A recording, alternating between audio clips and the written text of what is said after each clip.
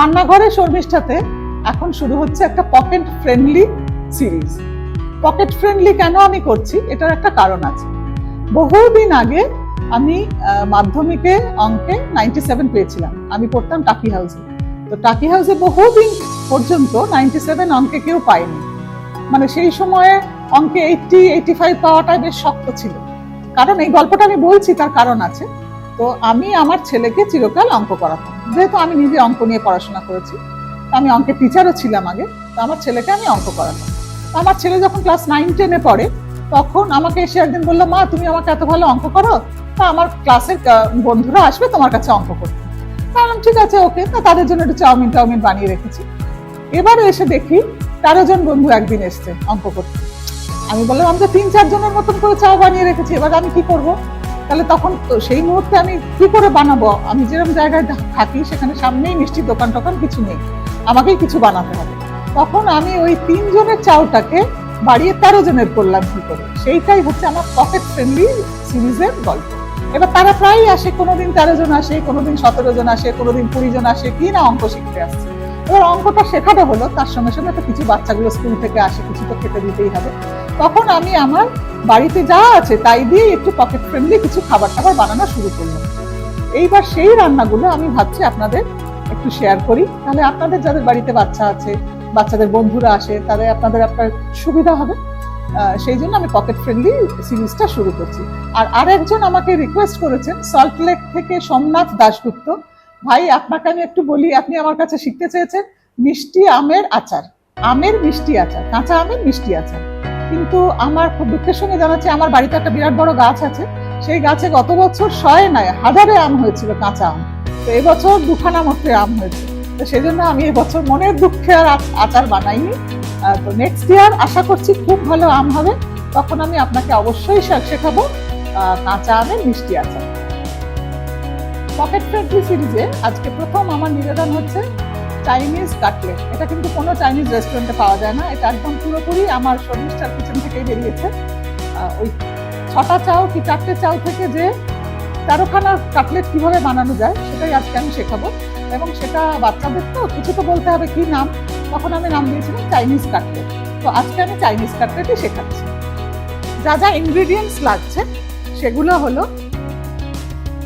লঙ্কার গুঁড়ো, পেঁয়াজ, বিনস এটা সিদ্ধ করা আছে, গাজর এটাও সিদ্ধ করা, কিমা এটাও সিদ্ধ করা, ডিম সিদ্ধ করা, চাউ, নুন, ব্রেড, কাঁচা লঙ্কা, রসুন কুচি। আর পুরো রান্নাটা আমি করব প্রাগ মিলসের গণেশ মার্কা সর্ষের তেলে। ব্রেড ক্রাম, এখানে আমি 2 প্যাকেট চাউ সেদ্ধ করেছি, আপনারা 1 প্যাকেটও নিতে পারেন। এর মধ্যে আমি নিচ্ছি একটা সেদ্ধ করা গাজর, 4-5টা বিনস সেদ্ধ করা। এখানে আমি কিমা নিয়েছি 200 গ্রাম, এটা হচ্ছে মাটন কিমা। যদি আপনাদের ইচ্ছা করে চিকেন কিমা নিতে, চিকেন কিমাও নিতে পারেন, কোনো অসুবিধা নেই। কুচনো পেঁয়াজ 1টা, কাঁচা লঙ্কা 4-5টা, লঙ্কার গুঁড়ো ½ টিস্পুন, নুন 1 টিস্পুন, রসুন 1টা কুচনো,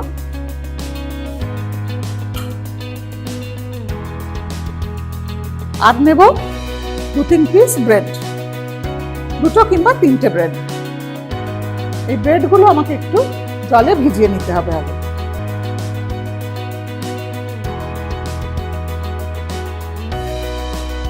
জলে ভিজিয়ে নিলাম, নিয়ে আবার এটাকে জলটা সোক করে নিতে হবে, চিপে স্কুইজ করে নিয়ে সরিয়ে দেবেন।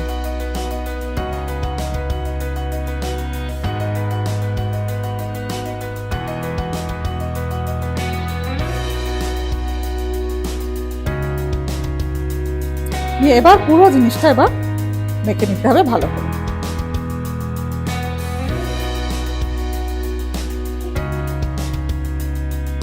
আপনারা নিশ্চয়ই এতদিনে জেনেই গেছেন যে আমাদের একটা কন্টেস্ট চলছে বিনোদ কুকওয়ারের তরফ থেকে। সেই কন্টেস্টটায় যারা পরে এসছে তাদের জন্য বলছি, বিনোদ কুকওয়ারের তরফ থেকে একটা কন্টেস্ট চলছে। সেই কন্টেস্টে যোগদান যদি আপনারা করতে চান তাহলে পুরো রান্নাটা মন দিয়ে দেখতে হবে, এবং রান্নার শেষে একটা কোশ্চেন থাকবে। এই রান্না সংক্রান্ত হতে পারে, গল্প সংক্রান্ত হতে পারে, কত কিছুই হতে পারে। সেই রান্নার সঠিক উত্তরটা, সেই কোশ্চেনের সঠিক উত্তরটা আপনাদের দিতে হবে, এবং তার সঙ্গে আপনার প্রিয় একটা রান্না আমাকে মেল করতে হবে। আমার মেল আইডি হলো chefsharmistha@gmail.com। যদি আমাদের ঠিক ঠিক আপনারা আনসারটা দিতে পারেন এবং আপনার রান্না আমাদের মনোনীত হয়, তাহলে আপনাদের ডাকা হবে। এখানে এসে আড্ডার ছলে আমার সঙ্গে গল্প করবেন, রান্না করবেন এবং প্রচুর প্রচুর পুরস্কার জিতে নিয়ে চলে যাবেন। আচ্ছা, এরকম কাটলেটে শেপ দিতে হবে।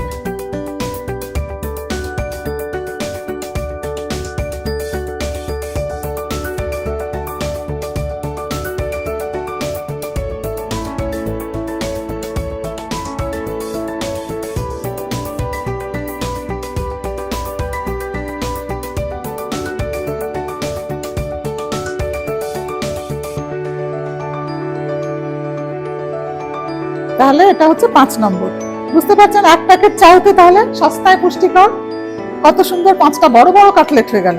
আপনারা এটা চাইলে একখানাও করতে পারেন। আমি তো অনেক বড় বড় করেছি, আপনারা যদি বাচ্চাদের ভার্সন করতে চান একটু ছোট করে করলেও করতে পারেন, নো প্রবলেম।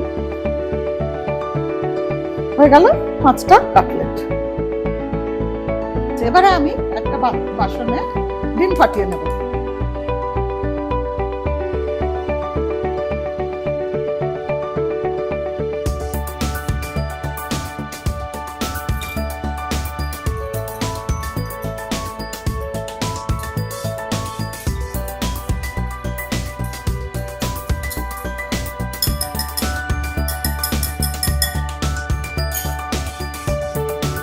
এইবার এক একটা করে কাটলেট নেব। প্রথমে একটু রোল করে নেব ক্রাম্বে, তারপরে ডিমে ডিপ করব, তারপর আবার ক্রাম্ব করব।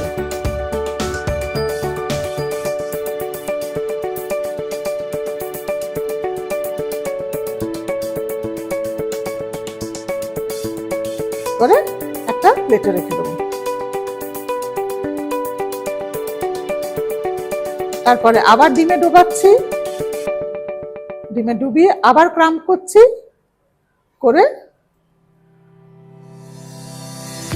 প্লেটে রাখছি।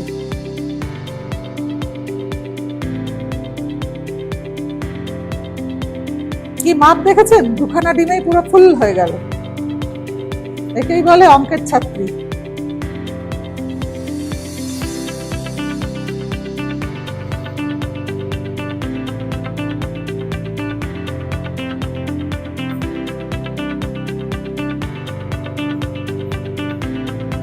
এবারে আমরা কি করব? তেল বসিয়ে দেব।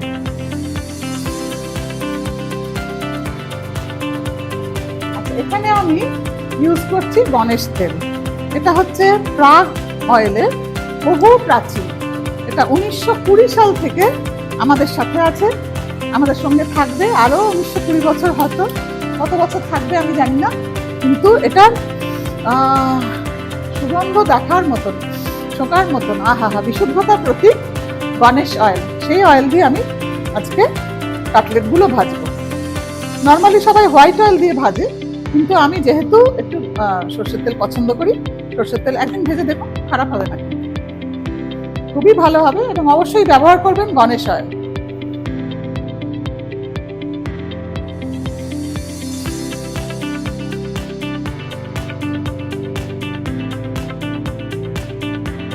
আচ্ছা, এবার একটু সাইড করে নিলাম, নিয়ে সত্যিকারের গণেশ অয়েল কিন্তু মাস্টার্ড অয়েল, মাস্টার্ডের কোল্ড প্রেস বলে, মানে একদম ঠান্ডা অবস্থায় প্রেস করে যে অয়েলটা বেরোয় সেটাকে হলে ফার্স্ট এক্সট্রাক্ট বলে, সেটা হচ্ছে গণেশ অয়েল। ওই জন্য খুব মানে একটা ঝাঁঝ আছে, চোখে বেশ একটু জ্বালাই করে, মানে একটা ঝাঁঝের একটা সুন্দর একটা ফ্লেভার আছে, যেটা আমরা খুব মানে আমি তো খুব এনজয় করি।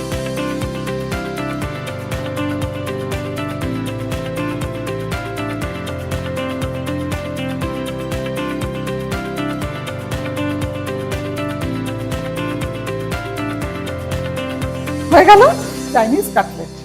এবার আমি একটু প্লেটিং করব। এবার এটা প্লেটিং করছি সুন্দর করে।